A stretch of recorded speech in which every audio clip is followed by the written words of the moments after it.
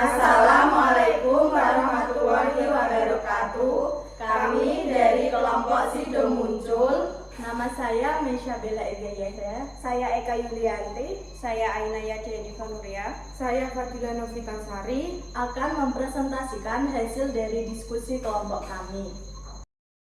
Latar belakang perusahaan Sido Muncul. Perusahaan Sido Muncul adalah perusahaan jamu dan farmasi yang sudah bergerak pada tahun 1935 dan resmi menjadi PT pada tahun 1975.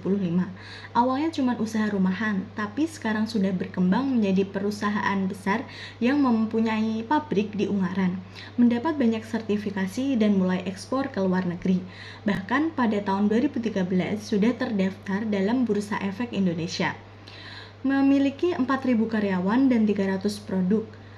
Dan salah satu produk terkenalnya adalah tolak angin. Visi dari PT Sido Muncul itu sendiri adalah menjadi perusahaan kelas dunia yang bergerak dalam bidang farmasi, jamu, makanan minuman kesehatan, dan pengolahan herbal yang bermanfaat bagi masyarakat dan lingkungan sekitar. Misinya mencakup riset herbal yang berkelanjutan, pengembangan produk alami, edukasi bersama akademisi dan dokter, serta promosi gaya hidup sehat.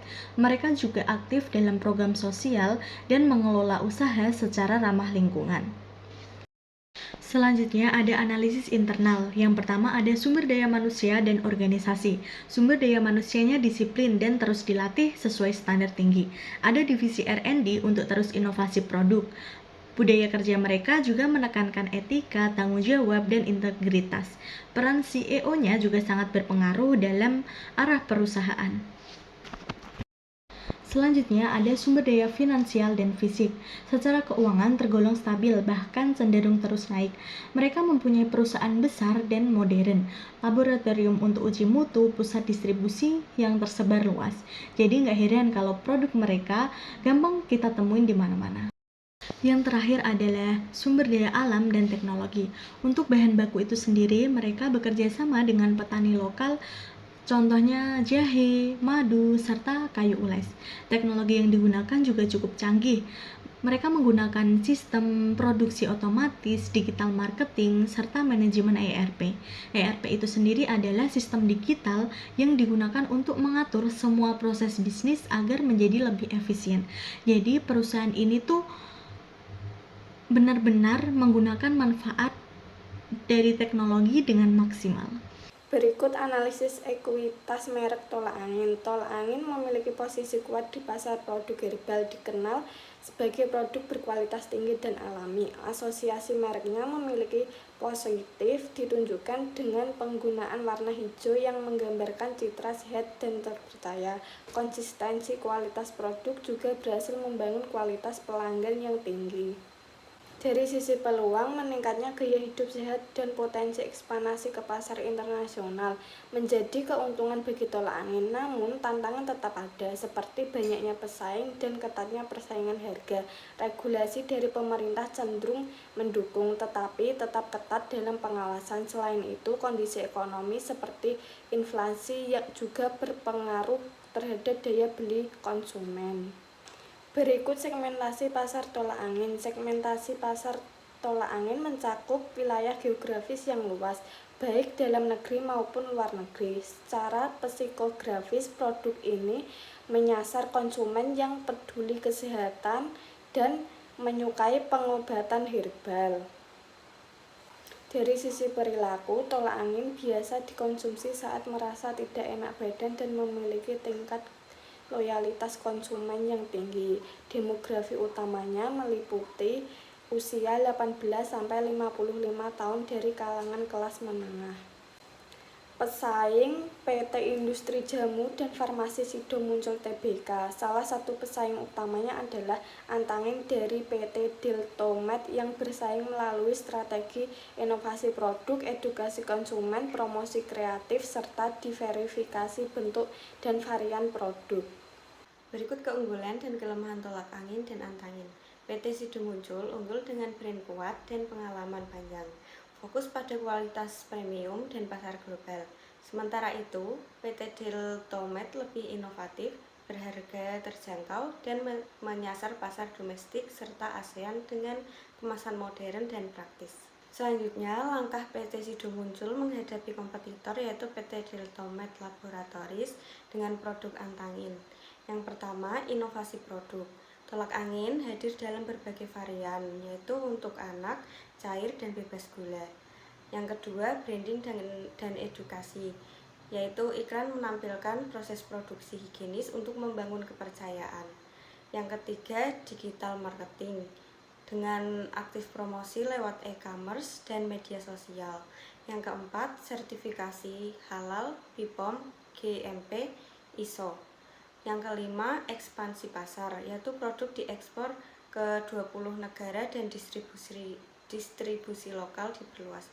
Yang keenam, diversifikasi produk. Selain jamu juga produksi vitamin, kopi herbal, dan AMDK. Analisis SWOT PT Sido muncul. Yang pertama ada strengths atau kekuatan dengan citra merek kuat dan terpercaya, produk berkualitas dan tersertifikasi, lalu jaringan distribusi nasional dan global, ragam inovasi produk. Yang kedua, weakness atau kelemahan, yaitu ketergantungan pada pasar domestik, biaya produksi tinggi karena bahan alami, lalu diversifikasi produk non-herbal masih kurang. Yang ketiga, opportunities atau peluang, tren gaya hidup sehat dan back to nature, lalu peluang ekspansi pasar luar negeri. Selanjutnya, kebagian threat atau ancaman dalam analisis SWOT. Ada 3 poin utama yang menjadi ancaman serius bagi produk ini, yaitu yang pertama, bersaing ketat, misalnya antangin. Kedua, fluktuasi harga bahan baku. Dan yang terakhir, regulasi pemerintah. Jika kita lihat dari tabel kuantitatif, skor tertinggi datang dari persaingan lokal dan internasional, yang menunjukkan bahwa aspek ini adalah yang paling mengancam saat ini. Kemudian, total analisis SWOT pada tolak angin. Dengan total skor SWOT sebesar 15,95, terlihat jelas bahwa kekuatan internal perusahaan sangat tinggi dan peluang pasar herbal masih terbuka lebar. Namun, ancaman dari kompetitor dan regulasi tetap perlu diantisipasi. Maka dari itu, strategi yang paling ideal adalah menggunakan growth-oriented strategi, yaitu strategi pertumbuhan yang fokus pada pembesaran pasang pasar dan memperkuat brand secara global. Selanjutnya, strategi TOWS pada tolak angin. Yang pertama ada SO, Threat Opportunity, ada 3 poin. Yang pertama, ekspansi ekspor, kemudian varian produk sehat, dan yang terakhir digital marketing untuk generasi muda. Yang kedua, SW, Street Weakness. Ada 3 poin. Yang pertama, diversifikasi ke produk non-herbal. Kedua, optimal teknologi produksi. Dan yang ketiga, perkuat sertifikasi produk. Kemudian yang ketiga, WO, Weakness Opportunity. Ada 3 poin, yaitu yang pertama ekspansi global, kemudian perluasan portofolio herbal, dan yang terakhir skala produksi untuk efisiensi. Yang keempat ada ST, Street Rate, yaitu ada 3 poin. Yang pertama perkuatan branding, kemudian adaptasi terhadap regulasi, dan yang terakhir inovasi dengan bahan baku lokal. Yang terakhir ada WT, Weakness Trade, yaitu ada 3 poin. Yang pertama efisiensi rantai pasok, kemudian diversifikasi produk dan pasar, dan yang terakhir evaluasi biaya secara berkala. Selanjutnya, the BCG matrix pada produk tolak angin. Dilihat dari data penjualan 2022, penjualan tolak angin sebesar 1.000 miliar naik menjadi 1.200 miliar di tahun 2023. Sedangkan pesaing utama antangin hanya tumbuh dari 700 miliar ke 750 miliar. Total pasar juga tumbuh dari 2.000 miliar ke 2.300 miliar. Untuk perhitungannya, yang pertama, relative market share RMS sama dengan penjualan tolak angin dibagi penjualan antangin, yaitu 1.200 dibagi 750 sama dengan 1,6. Artinya, tolak angin memiliki pasang pasar 1,6 kali lebih besar dibanding pesaing utamanya. Yang kedua, market growth rate. pertumbuhan pasar sama dengan 2.300 dikurangi 1.000 dibagi 1.000 dikali 100% sama dengan 20%. Artinya, pasar sedang mengalami pertumbuhan tinggi. Kesimpulannya, dengan pasang pasar yang besar dan pertumbuhan pasar yang tinggi, maka produk tolak angin saat ini berada di kuadrat star dalam BCG Matrix. Ini adalah posisi yang sangat kuat dan menunjukkan potensi pertumbuhan yang besar di masa depan. Orang pintar minum tolak angin. Sekian presentasi dari kelompok kami. Wassalamualaikum warahmatullahi wabarakatuh.